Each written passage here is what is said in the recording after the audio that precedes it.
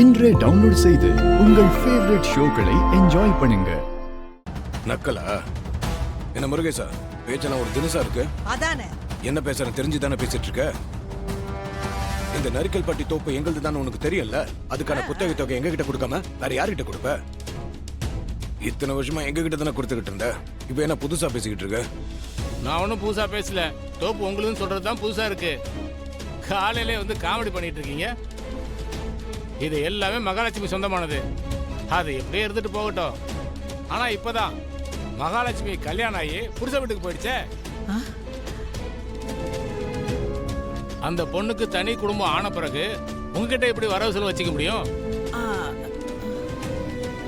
அதனால இனிமே புத்தக பணத்தையும் அந்த பொண்ணுகிட்ட தான் கொடுக்கணும்னு லட்சுமியோட பாட்டி சொல்லிடுச்சு. எல்லாம் கிழவியோட வேலை.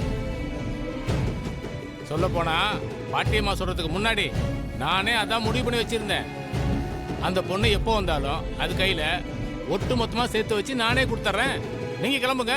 என்ன முருகேசா, ரொம்ப புத்திசாலித்தனமா பேசுறதா நினைப்பா?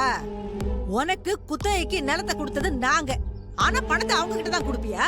அக்கா, இவங்கிட்ட இப்படி எல்லாம் பேசினா தரமாட்டாங்க. இவங்கிட்ட எல்லாம் கேட்கிற விதத்துல கேட்கணும். கொடுறா.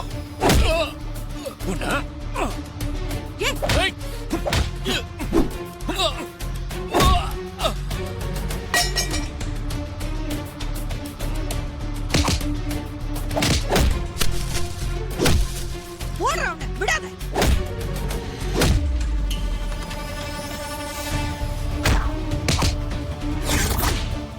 என்ன எகிரிட்டு வர? அடரா.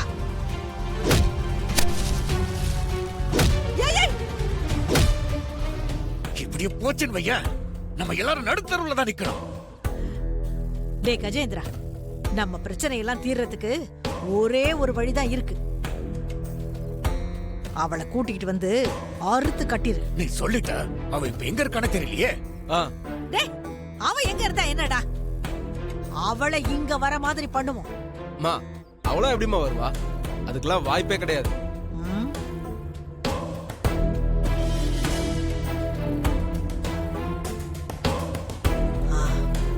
அந்த கிழவி செத்தா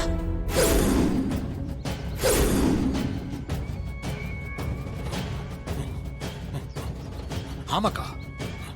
அக்கா, இந்த மாதிரி ஒரு விஷயத்தை நான் யோசிக்கவே இல்லை. என்ன பேசுறீங்க ரெண்டு பேரும்? அம்மா, அப்ப என்ன கிழவிய போட்டலாம்னு சொல்றீங்களா? ஆமாண்டா, இத விட்டா நமக்கு வேற வழியே இல்ல. ஏன்னா அவ இருக்கிற இடம் நமக்கு தெரியாது. இந்த கிழவிய சொல்லி தொலைய மாட்டா.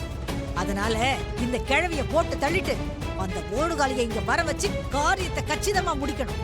அம்மா, இந்த நேரத்துல கிழவிய கொன்னுட்டா அதனால வேற பிரச்சனை வந்தா என்னம்மா பண்றது?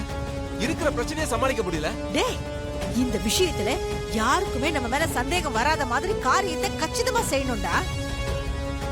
அதுக்கு கிழவி இயற்கையாவே அவளே செத்த மாதிரி இருக்கணும். இதுக்கும் சேர்த்து நானே ஒரு வழி பண்றேன். பசுபதி, உன் போனை கொடு.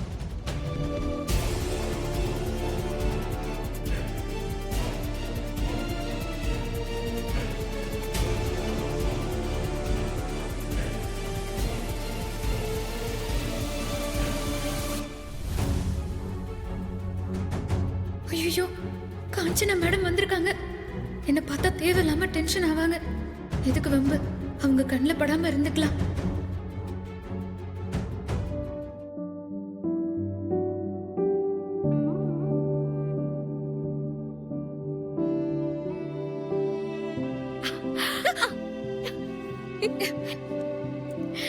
திவ்யாக்கா, ஹே, பரவாயில்லையே, நான் தானே கரெக்டா கண்டுபிடிச்சிட்டேன். உங்களை எனக்கு தெரியாதாக்கா? So sweet. மகா, வாங்க சார். இங்கேயும் சாரா? சாரிப்பா. அப்பா நல்லா இருக்கு, சாரி நல்லா இல்ல. நல்லா இருக்கியம்மா? எனக்கு என்னப்பா குறைச்சல்? திவ்யாக்கா புண்ணியத்துல நான் ரொம்ப நல்லா இருக்கேன். சரி, நீங்க ரெண்டு பேரும் பேசிட்டு இருங்க, நான் போய் தாத்தாவை பார்த்துட்டு வரேன். சரிப்பா. சரிப்பா. மகா, உனக்கு இந்த வீடு ஓகே தானே? எதுவும் பிரச்சனை இல்லையே? வீடு பிடிச்சிருக்குல்ல உனக்கு? என்னக்கா இப்படி கேக்குறீங்க? எனக்கு எல்லாம் ஓகே தான்க்கா.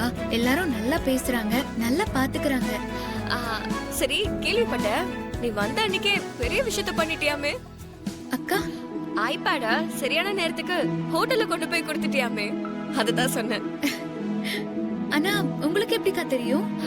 திரு கிட்ட போன்ல பேசினப்போ சொன்னா நீ பண்ண சாகசத்தையும் பாராட்டினா. ஏய்,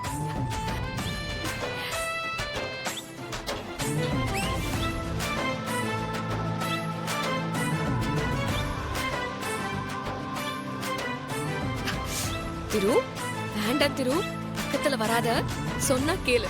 இப்ப கோவிலுக்கு உப்பு மாத்த போறோம்.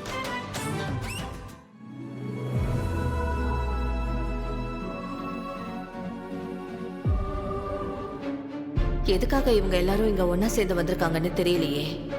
கண்டிப்பா ஏதோ விஷயம் இருக்கு. காஞ்சனா சொல்லு. நான் எப்பவும் சொல்ற விஷயம்தான். உன்னை எந்த காலத்துல என்னால ஏத்துக்கவும் முடியாது, ஏத்துக்கவும் மாட்டேன். அப்படி ஒருவேளை உன்னை ஏத்துக்க வேண்டிய நிலைமை வந்துச்சுன்னா அன்னையில இருந்து இந்த வீட்டு படிய கூட நான் மிதிக்க மாட்டேன். உன்னை பார்த்து பேசுறது கூட எனக்கு பிடிக்கல. இந்த விஷயத்தை உன்கிட்ட சொல்லிட்டு போலான்னு தான் நான் நேர்ல வந்தேன். திரு என்னோட அண்ணன் பையன், அதனால்தான் நான் அவனை மாப்பிள்ளையா கேட்டேன். அவ்வளவுதான். அதுக்காக நீ பண்ணதெல்லாம் நான் மறந்துட்டேன்னு அர்த்தம் கிடையாது. நான் என்னைக்கும் அதை மறக்க போறதும் கிடையாது. ஏன்னா நீ பண்ண காரியம் அப்படி. இத்தனை வருஷமா நான் நினைச்சு நினைச்சு வேதனைப்படாத நாளே இல்ல. ஒவ்வொருத்தியால என் சொந்த குடும்பத்தை கூட பார்க்காம இத்தனை வருஷமா வைராக்கியமா தனியாவே வாழ்ந்துட்டேன். சும்மாதான் பேசிட்டு இருந்தோம். எப்படி இருக்கீங்க அத்தை?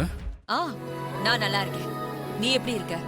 நான் நல்லா இருக்கேன் அத்தை. சரி, நீங்க கண்டினியூ பண்ணுங்க, நான் என் ரூம்ல இருக்கேன்.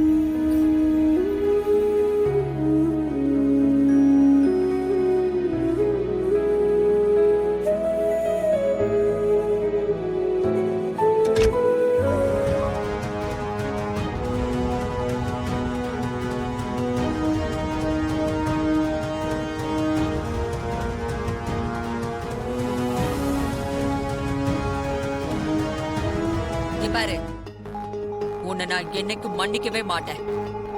அத உனக்கு நான் சொல்லி தெரிய வேண்டியதில்லைன்னு நினைக்கிறேன். இப்ப கோவில்ல உப்பு கூட மாத்திர சடங்குல மட்டும் இல்ல, இனிமே நடக்க போற திருஷ்டி கல்யாணத்திலயும் எதிலையுமே கலந்துக்க கூடாது.